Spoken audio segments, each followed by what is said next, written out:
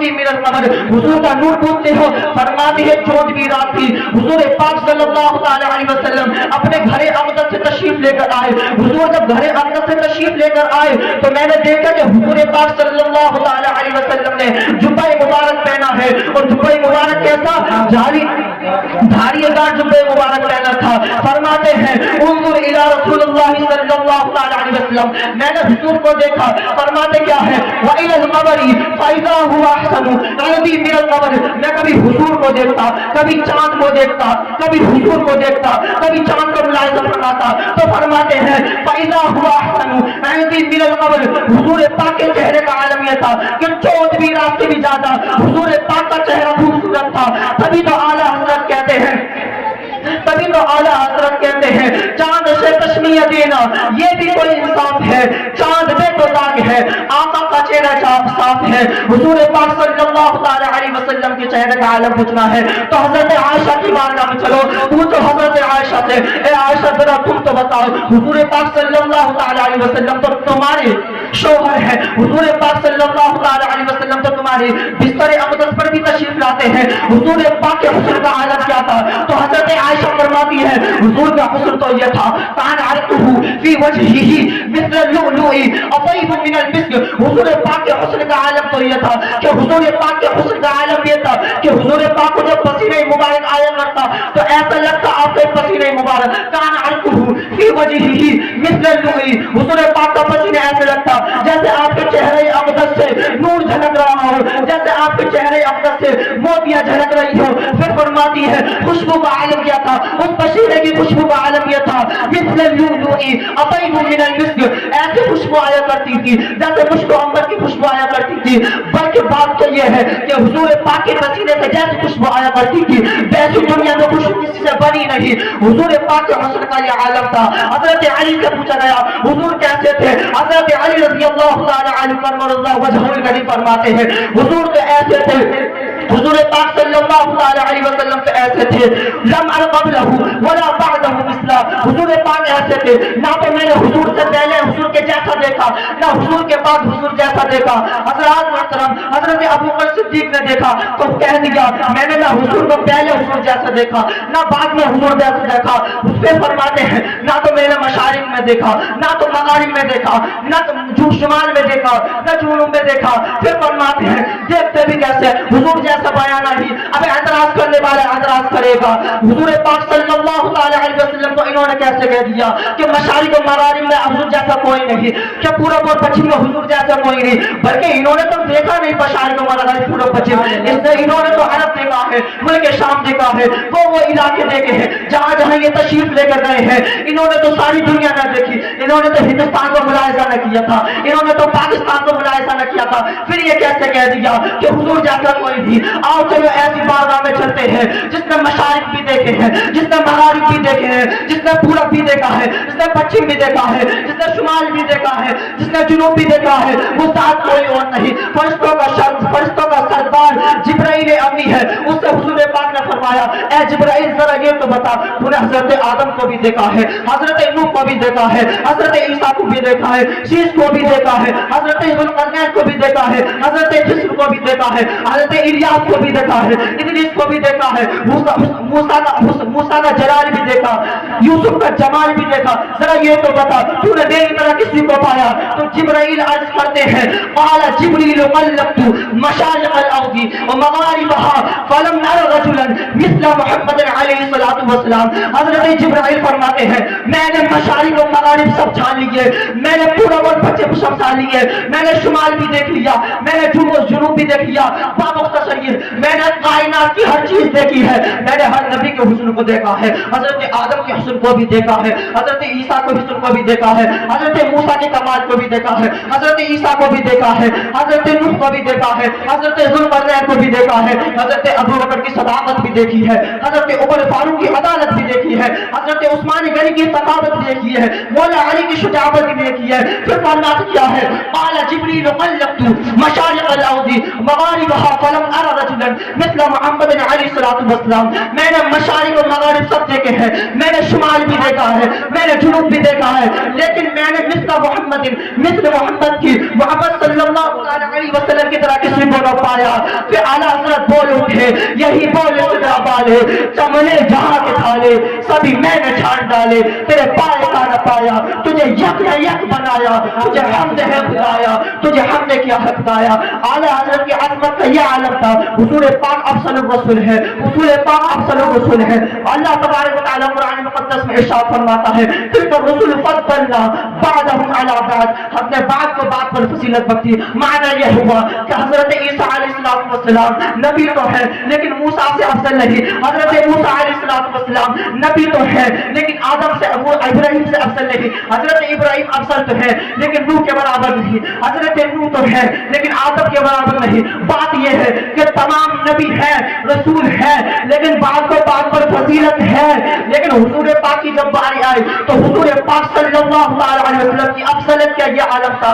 حضور پاک افضل الرسول ہے. اور کیسے افضل الرسول؟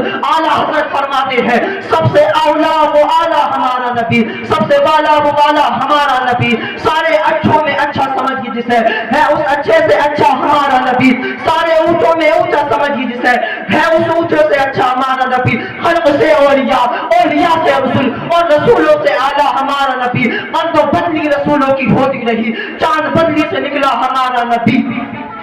نبی پاک صلی اللہ علیہ وسلم کا ادب یہ تھا, جب صحابہ کرام حضور کا ادب کیا کرتے تو ادب کا یہ حال تھا. آج تو لوگ نبی پاک صلی اللہ علیہ وسلم کی محفلوں میں آیا کرتے ہیں, موبائل چلایا کرتے ہیں, حضور پاک کی محفلوں میں آیا کرتے ہیں, بے فضولی باتیں کیا کرتے ہیں. حضور پاک صلی اللہ علیہ وسلم کی محفل میں تشریف فرما ہوتے ہیں اور گانے گایا کرتے ہیں. حضور پاک صلی اللہ علیہ وسلم کی محفلوں میں تشریف ہوتے ہیں اور دنیاوی باتیں کیا کرتے ہیں. لیکن صحابہ کرام کا ادب تو دیکھو, صحابہ اکرام کیا فرماتے ہیں. حضرت صحابہ شریف فرماتے ہیں کہ میں حضور پاک صلی اللہ علیہ وسلم کی خدمت میں حاضر تھا. فرماتے کیا ہے, اتیت النبی کی صلی اللہ علیہ وسلم اصحابہ عروسہ کانما علی رؤوسہم الطیر. فرماتے ہیں میں باغ نبوت صلی اللہ علیہ وسلم میں حاضر تھا. میں نے صحابہ اکرام کے ادب کا یہ تقاضا دیکھا کہ صحابہ اکرام حضور کی بارگاہ میں بیٹھے تھے. اتیت النبی کی صلی اللہ علیہ وسلم رؤوسہ کانما علی رؤوسہم الطیر. ایسے بیٹھے تھے صحابہ اکرام, اس ادب کے تقاضے سے بیٹھے تھے. حضور پاک صلی اللہ علیہ وسلم اس ادب کے تقاضے سے بیٹھے تھے کہ جیسے صحابہ اکرام کے سروں پر پرندے بیٹھے ہو, ہلتے نہیں تھے. چلو صدیق اکبر کی بارگاہ میں پوچھو کہ حضور پاک صلی اللہ علیہ وسلم کا ادب کیا تھا. تو صدیق اکبر فرماتے ہیں کہ حضور پاک کا ادب پوچھتے ہو تو صدیق اکبر فرماتے ہیں کہتے کیا ہے کہ میں نماز پڑھا رہا تھا, اور یہ نماز جو پڑھا رہا تھا حضور پاک صلی اللہ علیہ وسلم نے اس نماز پڑھانے کو کہا تھا. میں نماز پڑھا رہا تھا, دوران نماز حضور تشریف لے کر آئے. جب حضور پاک صلی اللہ علیہ وسلم تشریف لے کر آئے تو میں ادب کے لحاظ سے پیچھے ہٹ گیا. مجھ سے نبی نے پوچھا, اے ابو بکر ذرا یہ تو بتا تجھے کس وجہ نے مصلی سے پیچھے ہٹا دیا. بات تو یہ ہے کہ میں نے تجھے مصلی پر بھیجا تھا, میرے کی تعبیر کرتا. حضرت ابو بکر صدیق فرماتے ہیں یا رسول اللہ صلی اللہ علیہ وسلم فقال ابو بکر مکان لابن ابی قحافہ. حضرت ابو بکر فرماتے ہیں فقال ابو بکر مکان لابن ابی قحافہ بین یدی رسول اللہ صلی اللہ علیہ وسلم. حضرت ابو بکر فرماتے ہیں یا رسول اللہ صلی اللہ علیہ وسلم, ابو قحافہ کا بیٹا اس لائق نہ ہوا کہ حضور مقدس صلی اللہ علیہ وسلم افضل الرسول جو پیچھے نماز پڑھے اور ابو قحافہ کا بیٹا نماز پڑھائے. میں اس قابل نہ ہوا. آج تو لوگ حضور کی محبت کا دھم بھرتے ہیں, نماز چھوڑتے ہیں اور کہتے ہیں ہاں ہمیں بڑی محبت ہے. آج لوگ گانے بازے سنتے ہیں اور حضور کے محبت کے دعوے کرتے ہیں. آج لوگ فلمیں ڈرامے دیکھتے ہیں, حضور سے محبت کے تقاضے بھرتے ہیں کہ ہم حضور سے بڑی محبت کرتے ہیں.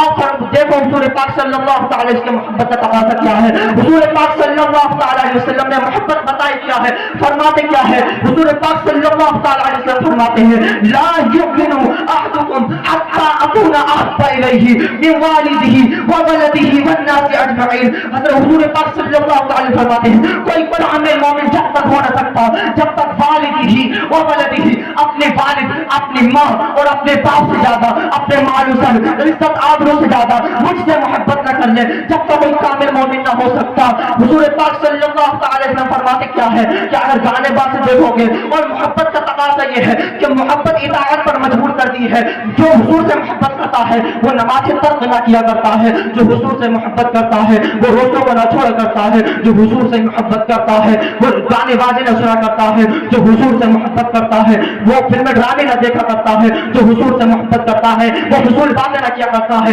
جو حضور سے محبت کرتا ہے وہ چغلی نہ کیا کرتا ہے، وہ چغلی جس کو حضور منع کرتے اور فرمایا کیا، لا يدخل الجنة قطاع، چغل وہ جنت میں داخل نہ ہوگا، وہ جھوٹ نہ بولا کرتا۔ اس کے بارے میں اللہ تبارک و تعالیٰ قرآن مجید میں ارشاد فرماتا ہے، اللہ لعنت اللہ علی الکاذبین، جھوٹوں پر اللہ کی لعنت ہے۔ پھر فرمایا وہ چغلی نہ کیا کرتا، وہ زنا نہ کیا کرتا، وہ زنا، آج لوگ زنا میں اس طرح مبتلا ہے، اس طرح مبتلا ہے، بے انتہا مبتلا ہے، آج لوگ گناہوں میں مبتلا ہے۔ حضور پاک زنا کے متعلق فرماتے ہیں، الزنا یورث الفقر، زنا کرنا فقیری لاتا ہے۔ جو حضور سے محبت کیا کرتا ہے وہ نمازیں نہ چھوڑا کرتا ہے، جو حضور سے محبت کیا کرتا ہے وہ ماں باپ کو تکلیفیں نہ دیا کرتا ہے، جو حضور سے محبت کیا کرتا ہے، کیونکہ حضور پاک کے یہ فرمان ہے ہی نہیں کہ تم نماز چھوڑو، حضور پاک کے تو فرمان ہی ہے کہ نماز کو قائم رکھو، نماز میری آنکھوں کی ٹھنڈک ہے، نماز میری آنکھوں کی ٹھنڈک ہے، ماں باپ کو ایذا نہ پہنچایا کرو، یہ حضور پاک کے فرمان ہے۔ تو اطاعت پہ مجبور کر دیتی ہے محبت۔ اگر محبت مصطفیٰ سے ہو جائے، اگر محبت مصطفیٰ سے ہو جائے تو عام انسان نہیں بلکہ جو حضور سے محبت کر لیتے ہیں تو وہ غوث پاک بنتے ہیں، جن کو زمانہ یاد کرتا ہے، جو حضور پاک صلی اللہ تعالی علیہ وسلم سے محبت کیا کرتے ہیں وہ خواجہ غریب نواز بنتے ہیں، جن کو زمانہ آج بھی یاد کرتا ہے۔ آج بھی اس کے موقع پر اجمیر شریف میں بھیڑ دیکھ لو، یہ اس لیے نہیں کہ انہوں نے اپنے باپ سے محبت کی تھی، انہوں نے فلم و ڈرامے سے محبت کی تھی، انہوں نے گانے بازی سے محبت کی تھی، اس لیے نہیں بلکہ انہوں نے مدینے کے تاجدار سے محبت کی تھی، اس لیے زمانہ یاد کرتا ہے۔ اعلیٰ حضرت دین و ملت اشاہ امام نے محبت کی، زمانہ انہیں یاد کرتا ہے، اور کس طرح یاد کرتا ہے، فرماتے ہیں بادی رضا کی ہے، عمالہ رضا کا ہے، جس سمت دیکھیے وہ علاقہ رضا کا ہے، اس طرح یاد کیا کرتی ہے۔ آپ حضور غوث اعظم نے محبت کی، کس طرح یاد کیا کرتے ہیں۔ اعلیٰ حضرت نے فرمایا وہاں کیا جھوٹ کرم ہے، شہی والا تیرا نہیں سنتا ہی نہیں مانگنے والا تیرا۔ حضور پاک صلی اللہ علیہ وسلم سے جو محبت کے دعوے کیا کرتے ہیں وہ یہ تو دیکھیے کیا ہماری محبتیں سچی ہیں، ہم دعوے تو کیا کرتے ہیں، کیا تو دیتے ہیں نبی کا دامن نہ چھوڑیں گے، پکڑا ہے نبی کا دامن نہ چھوڑو گے، نمازوں کو قائم کرتے ہو، یہ نبی کے دامن پکڑنے کی نشانی ہے، نماز قائم کرنا اور نبی کے حضور گانے بازوں سے بچنا، یہ نبی کے فرمان، نبی سے محبت کا تقاضا ہے، نماز قائم کرنا یہ نبی سے محبت کا تقاضا ہے، روزہ رکھنا یہ نبی کی محبت کی علامت ہے، ماں باپ کو عزت دینا یہ نبی کی محبت کی علامت ہے، بلکہ نبی کی محبت کا علامت تو یہ ہے۔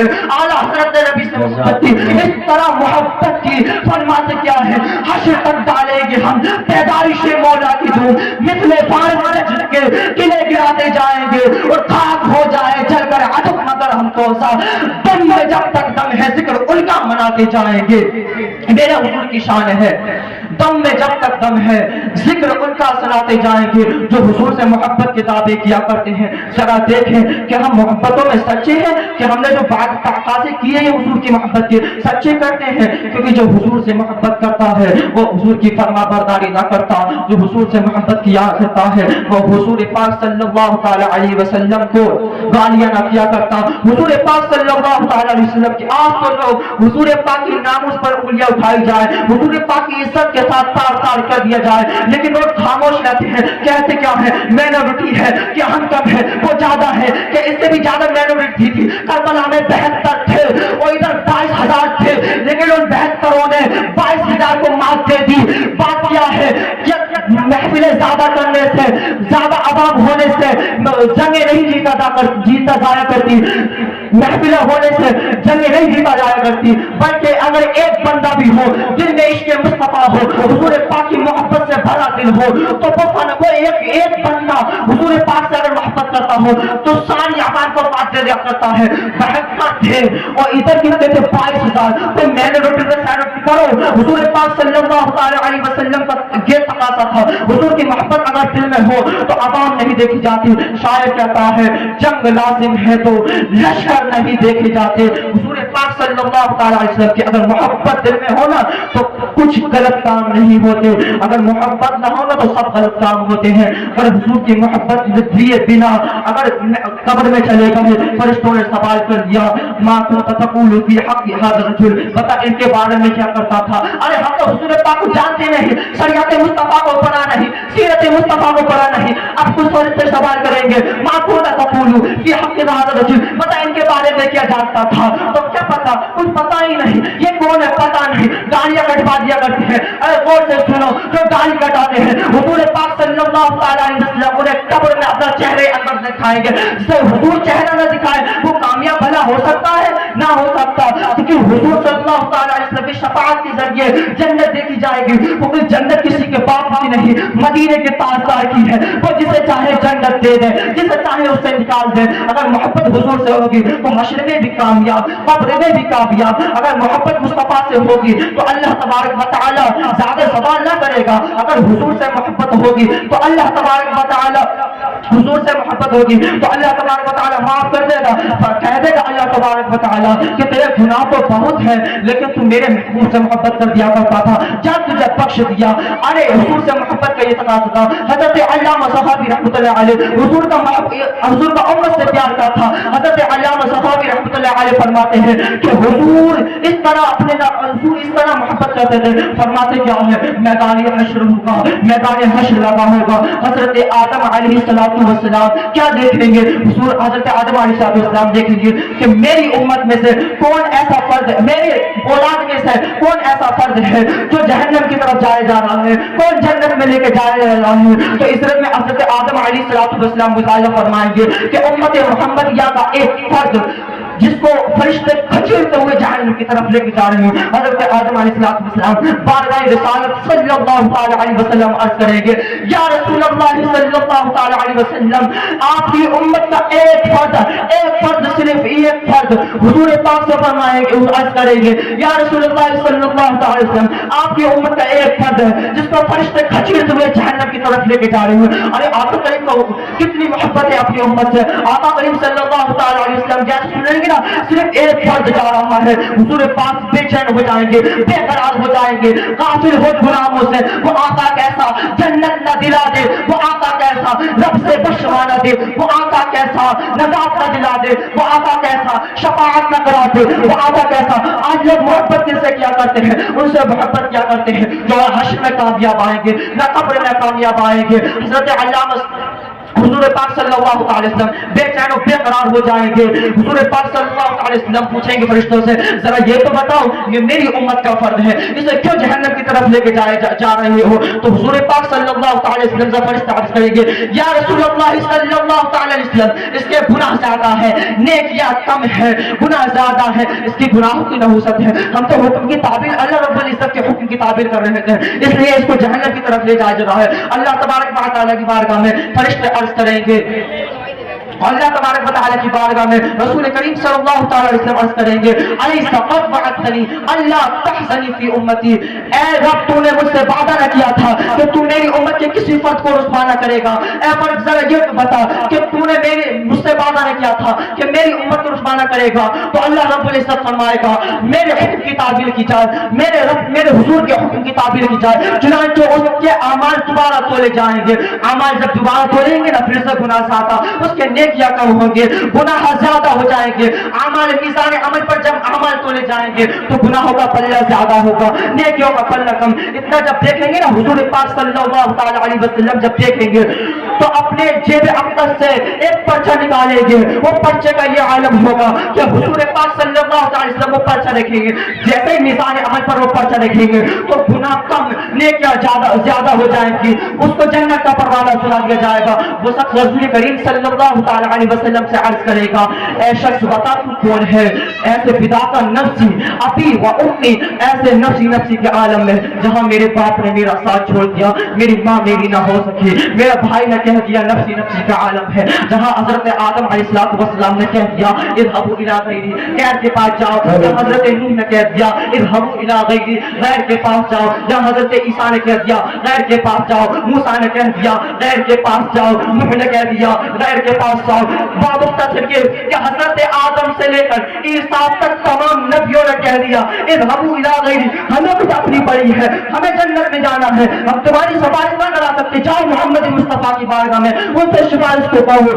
ایسے نفسی نفسی کا عالم ہے جہاں تمام نبیوں نے ساتھ چھوڑ دیا، تو کون ہے، تو کون ہے جس نے میری مدد کی؟ تو حضور مصطفیٰ صلی اللہ تعالی علیہ وسلم فرمائیں گے تو مجھے جانتا نہیں تو کون، میں کون ہوں؟ مجھے نہیں جانتا، انا محمد رسول اللہ، میں محمد اللہ کا رسول ہوں جس پر تو دھونے پاک پڑا کیا رکھا تھا۔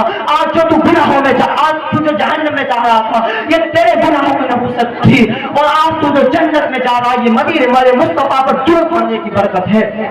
میرے حضور کی شان یہ ہے سب سے اولیٰ و اعلیٰ ہمارا نبی۔ اب وما علینا الا البلاغ۔ السلام علیکم۔